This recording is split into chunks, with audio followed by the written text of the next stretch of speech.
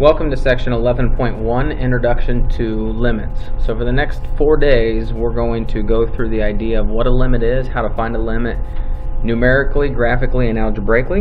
And today we're actually going to go ahead and talk about all three of them. But once again, this is just kind of introducing the idea of what limits are. So let's go ahead and get started. If f of x becomes arbitrarily close to a unique number L. And so first off, let's just stop right there. Alright, getting close to something. What does that sound like? What have we done before where we talk about getting close to something? Alright, so hopefully you're thinking about asymptotes. So let's kind of continue on and see what's going on here. To a unique number L, alright, so the L right here, there's that limit. As x approaches c from either side. So as x approaches c from either side. So x is approaching this value. And what is it getting closer and closer to? So once again, still sounds a lot like our vertical and horizontal asymptotes. The limit of f of x as x approaches c is this value of L. Okay, so the way this is written, you can see below, the limit of f of x as x approaches c. Now we don't care what happens at c, we want to know what happens as x approaches c. Then it'll represent this limit, this idea, which once again, this idea of asymptotes is kind of the same thing. As think of your horizontal asymptote, as x gets really, really big and goes to infinity, what is the y value approaching? So kind of the same idea in terms of horizontal asymptotes. So limits can be found three different ways: numerically, graphically, and algebraically, and we'll talk about all three of those today. First off, limits do not exist if f of x approaches a different value from either side. So it has to approach the same value as x gets closer and closer to this value of c. The other way that a limit does not exist is if the limit approaches infinity. And so it's kind of like your vertical asymptote. As x gets closer and closer to this value, the y goes to infinity, so the limit does not exist. Okay, so two ways that it doesn't exist, and you'll have to explain those when we run into those problems where the limits don't exist. Alright, let's kind of look at the next one. We're going to look at numerically first. So you guys are going to need your graphing calculators on this. At least it makes it easier to use your graphing calculators. We're going to use a table to estimate numerically the limit of this one, 3x minus 2. Excuse me, 3x minus 2. So as we look at this, I have values on the table. We're seeing as the limit approaches x equals 2, but we're not interested in what happens here. Okay, we're interested as it approaches it. So you want to find these values. So what you can do is you can take your calculator and do 3 times 1.9 minus 2, figure out that value. 3 times 1.99 minus 2, and figure out that value. Or we can kind of use the calculator to help us identify those values. And so first one, I'm just going to plug in 1.9, 1.99, and kind of get closer and closer to 2. So I'll show you the graphing calculator in just a second. But these are the values that I came up with: 3.7, 3.97, and 3.997. So as x is getting closer and closer to 2, what is happening to your function? 3.7, 3.97, 3.997. Well, let's check from the other side.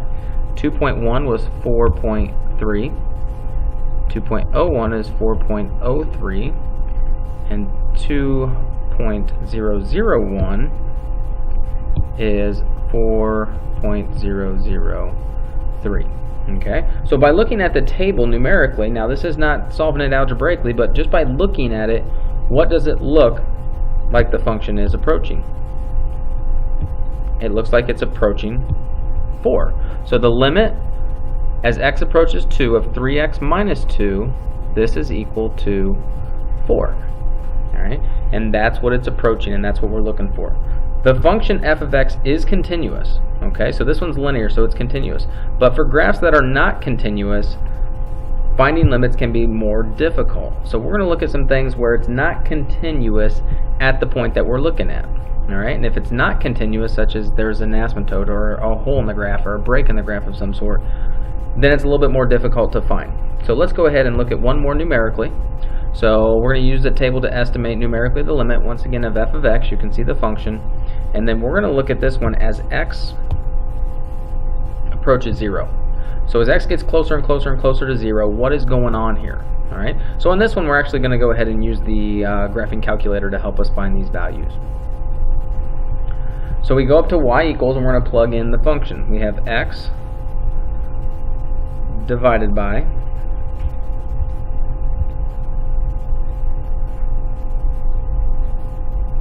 I'll change the inequality, go down here. So we got x divided by the square root of x plus 1 and then minus 1. Make sure the whole thing is being divided so you can see where my parentheses are. X divided by that whole quantity there. And we'll go ahead and graph it. And this is what we are looking at. And so, you know, I'm not really too concerned about this so much. I want to know what's going on in the table. So let's go to table. And on mine, it's going to ask me, you know, where I want to start my table and what do I want to change my table to. I'm just going to do 0, 1 because that's pretty much what you guys will have on yours.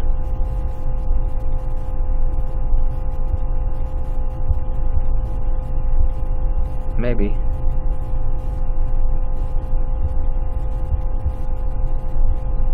Alright, so there's my table, and so you can kind of see as we go through this, but we're looking as x approaches 0. So you can see, if I kind of go back this way, you can see how it's undefined on some values. At -1 it's defined, but at 0 it's not. And then over here you can see how it increases, but we want to know as it gets close to 0. Well, that's not good enough. So what we want to do is we want to change our table set. And so instead of, you know, we want to start our table at 0 because that's where the limit is. But instead of our table being at 1, let's change it to, let's say, 0.1. All right? And then let's go back to our table. And then now look where we're at. I need to go back to 0 though. And so now take a look at where you're at. Yours should say 0 right here. I don't know why mine doesn't, but so now look where we're at. Alright, these are the values that we want to look at. We could even, you know, we could go smaller if we wanted to. We could go table set and change it to 0.01. Alright, once again I want to go back to my table start and change it back to 0.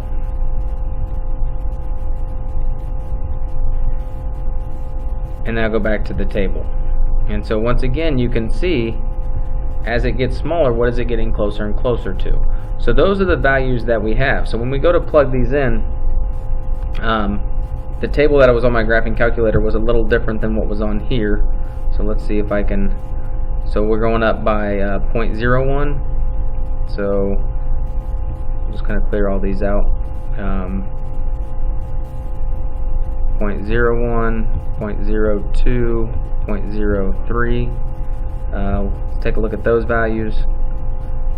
2.005, 2.0, what I have there, 2.01 if we round, and 2.015. So just getting those values in there. And then the same thing on the other side. As you go and look at this, we have negative 0.01, 0.02, and 0.03. So I'll clear these out. Negative 0.01, 0.02, and 0.03 on the negative side. And then those y values are 1.995, 1.995, 1.99 I guess we can do, and then on the last one 1.985. So just by using the table on the calculator you can kind of verify what is going on here. And so what does it look like the limit is approaching? Well, as you get closer and closer to 0, once again we're not concerned of what happens at 0, but as you get close to 0, what's happening? The limit as x approaches 0 of f of x is equal to 2, and that's what it appears to what's going on. So you can use your graphing calculator to help you identify these values by just plugging it in to y equals, then go into your table set, and you can set it up however you want. Start it at your limit, do your table change to 0.01, 0.1, something like that, so you can get a good idea as to what's going on there. So that's how to find a limit numerically. Alright, the next part is to do it graphically. So we're going to use our graphing calculators to graph it. It's going to be similar to what we just did. We're going to plug this in and we're going to look for what happens at x equals 2. And as it gets closer and closer to 2, what is going on here? So let's once again go back to the graphing calculator. Go back to y equals, clear this out. And now we're going to do parentheses to start off, because we got x squared minus 7x plus 10 divided by x minus 2. And so we'll graph, and you can see it's a line. What happens at x equals 2? Well, when I go to the table, because I've changed the table settings, I'm going to change them again. I'm going to start the table at my limit 2, and I'm going to go back to the table and see where we're at. So at 2, you can see that it is undefined. Alright, not that it matters, but it is. As x gets closer and closer to this value of 2, what is happening to your y values? And as x gets closer and closer to the value of 2 from the right, what is happening to your y values? Both of them look like they are approaching what? -3. So the limit of the function as x approaches 2 is -3. And so down here on B, I have the same one, but now I want you to find it as x approaches 0. So we'll go back to the table set and change the table start to 0. And then go back to table. And at 0, not that I care what's at 0, we want to look as it gets close to 0, what's happening to your y values from both sides, and they're both getting closer and closer to -5. Now what you might have realized on this last one is that at x equals 0, it is defined at -5, but we don't care what's happening at 0. We only care as it gets closer to 0, what is it approaching. And then the last one, so we got the same one, but now it's approaching as x approaches -2. What is the limit approaching? So let's go back to your table. Let's change it to -2 to start off with, and then go back to the table. And so we're kind of doing it numerically, but also what's going on, whoops, with the graph.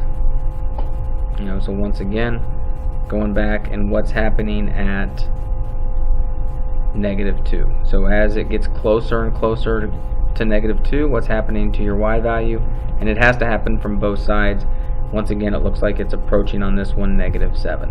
So one of the things that maybe you did find out is that even though we're not supposed to care what's happening at the value of x, on these last two, because they were continuous, alright, both of these were continuous at x equals 0 and x equals -2, it did work out that the output for x equals 0 was -5 and the output for x equals -2 was -7, and it happens to be their limits as well. So that's something we'll kind of hold on to as we progress here to continue to talk about.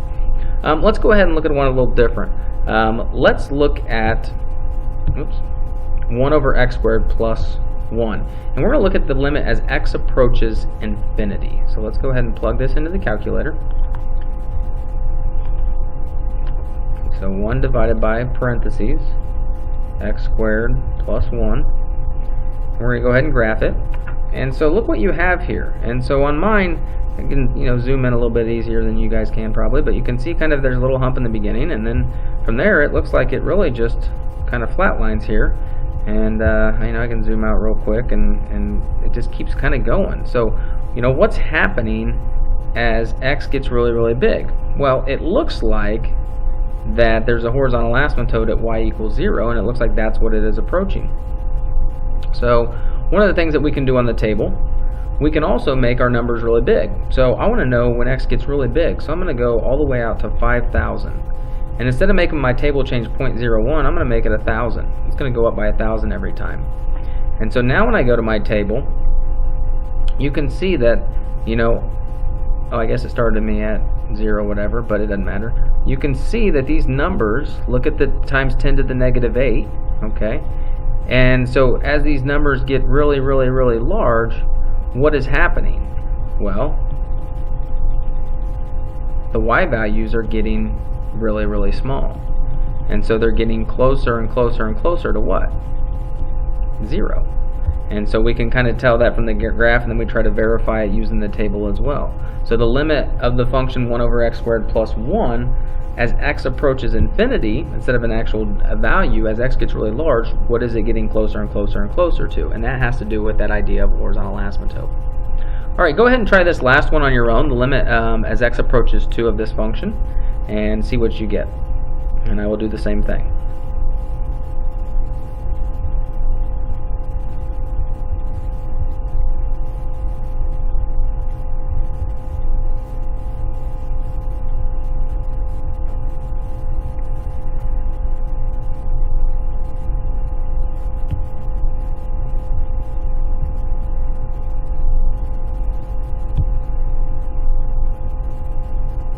And so when you plug this in, we're looking as x approaches 2. And so if you look at the graph that I had up here, you can see at x equals 2, and from previous knowledge that we have, is that there's a vertical asymptote at x equals 2. Well, we also know as if there's a vertical asymptote, as x gets closer and closer to 2, the y value shoots off to infinity, and in this case, negative infinity. So what does that mean? Well, if it goes to infinity, then if we go back a couple slides, one of the things that we said is that a limit does not exist if it approaches, right here it is, if it approaches infinity. And so now we know that on part B here, the limit does not exist. And that you need to write that. So we will say that on this one, it does not exist.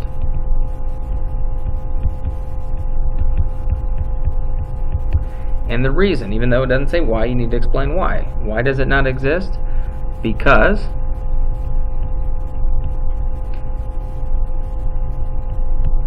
as x approaches 2,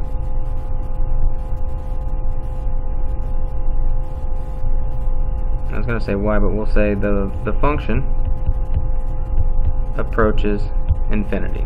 So because as x approaches 2, f of x approaches infinity, therefore the limit does not exist. Alright.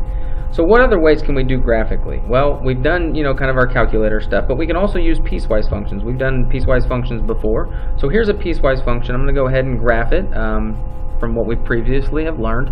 So the first one, negative 2x minus 3, we only want values that are less than 0. So once again, just as a quick recall, remember we're going to do kind of maybe a t-chart if we need to, and plug in values of 0 and values that are less than 0. So if we plug in 0, we get negative 3. If we plug in negative 1, we get negative 1. If we plug in negative 2, we get 1. You can see they're going up by 2 on the y value. So at 0, negative 3, we have an open circle because it's not included. Negative 1, and then 2, 1. And it's linear. So we will graph this line. Alright, and then on the next part we want values that are greater than 0. So we'll do kind of the same thing, but we want 0, 1, 2, and so on. This is a quadratic, so if I plug in 0, I'm at negative 3.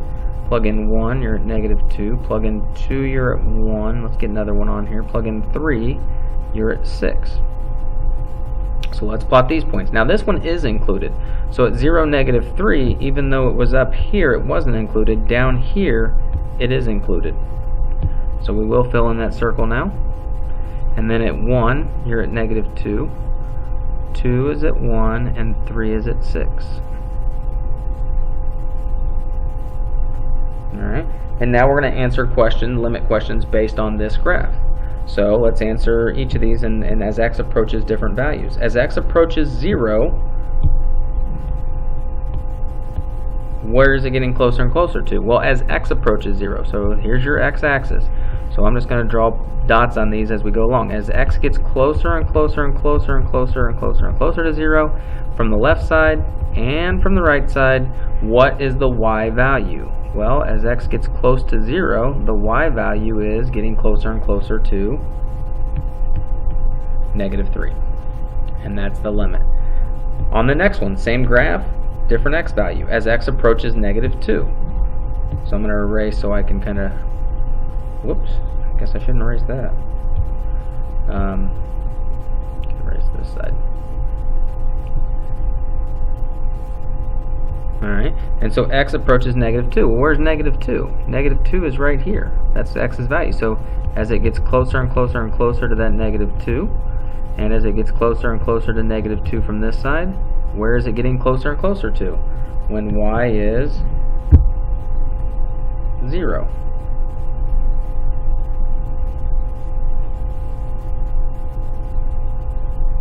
I don't know, is that one right? Oh wait, I think I think my line's a little off. Hold on. Should be right here. My line's a little bit off here. Should have been a little bit more accurate. But as it gets closer and closer to 2, should be right here, which is actually at 1. Sorry about that. Need to be a little bit more careful. So as it gets closer and closer to negative 2, it's getting closer and closer to the y value of 1. And then the last one, as x approaches 3, kind of the same thing. Where's 3 at? 3's right here on your x-axis. As it gets closer and closer and closer and closer to that value from the left and from the right, where is it getting closer and closer and closer to in terms of your y? And the answer is 6. Okay, so it doesn't have to be continuous, it doesn't have to be discontinuous to find the limit. You can find the limit of any type of function as long as it approaches that same value from each side. Okay, so that's limits graphically and numerically. And here's one more piecewise function. If you want to do it, you probably should. Let me go ahead. I'm going to go ahead and run a little longer on time, but if we go ahead and graph this one at x equals 2, we'd be at negative, it's less than 2, so at 2 we would be at negative 1. It is open, and we have a slope of 2, so that looks like that. And then greater than 2, 2 squared would be 4, 3 squared is 9, so that's quadratic. But what I wanted to show you was, well, what's the limit as x approaches 2? Well, because as you get closer and closer to x equals 2 on this side and closer and closer to x equals 2 on this side, they approach different values. This one up here approaches 4, and this one down here approaches negative 1. They approach two different values. So this one does not exist. Alright, and once again, why? Because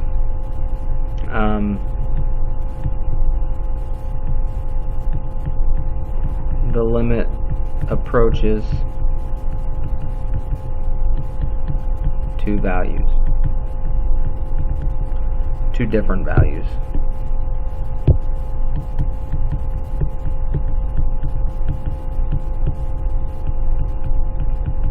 And so that's why the limit doesn't exist.